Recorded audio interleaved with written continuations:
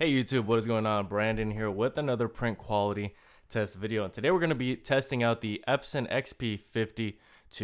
I'm going to be talking about some of the specs. You're going to see here in this video the print quality that this printer is able to produce.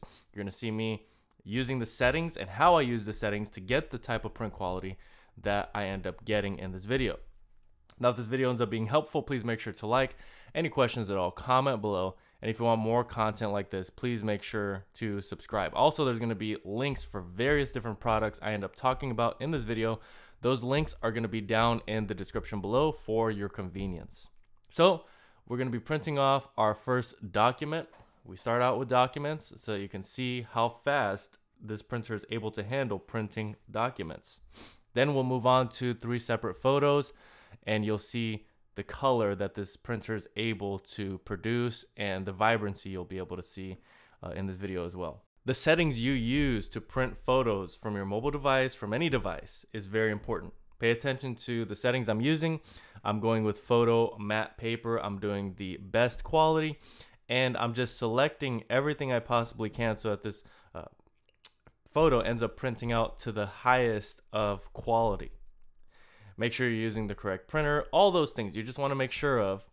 And always make sure that you are printing on photo paper. If the option is selected for plain paper, you are not going to get the results that you're looking for. All right, so when I was filming this video, it was around the time of 4th of July. So this video and the photos are going to be 4th of July themed. So this printer has a precision core technology.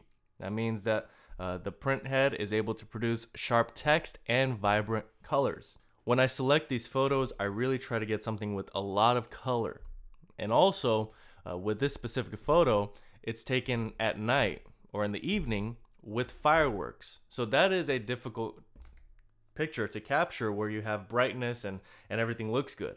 Now, it's another story to actually print that picture out and for it to be really great quality. So as you can see here, this printer handled this photo very well, and the next 2 photos, and you can see this one, is a similar situation. It is at night, and with it being at night, but it also has fireworks going off, so you get that brightness. And so those 2 things combined, again, when taking the photos, those things are hard to capture, but then also printing it, you're seeing here already that these colors really are popping, and really you can really see the detail of everything that is going on in this picture. One of the reasons why we're getting such good print quality with this printer is the high print resolution.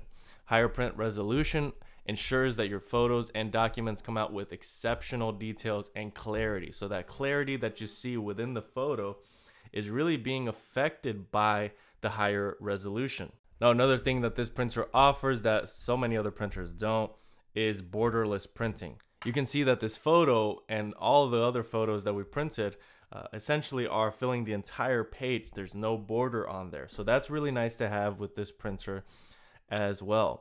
One last thing I wanted to mention was the auto photo correction. Now, this is a technology within the printer that ensures that your printed photos look their best. So you can see that the technology within this printer are helping create really high quality photos. And so I hope that you were able to see that in this video, and that this video was helpful to you in seeing the type of print quality that this printer is able to produce. I hope that this video ended up being helpful. If it was, please make sure to like. Any questions at all, comment below. And if you want more content like this, please make sure to subscribe. Also, remember all the product links. I'm going to be linking this printer, the photo paper that I used in this video, and some other products along the way.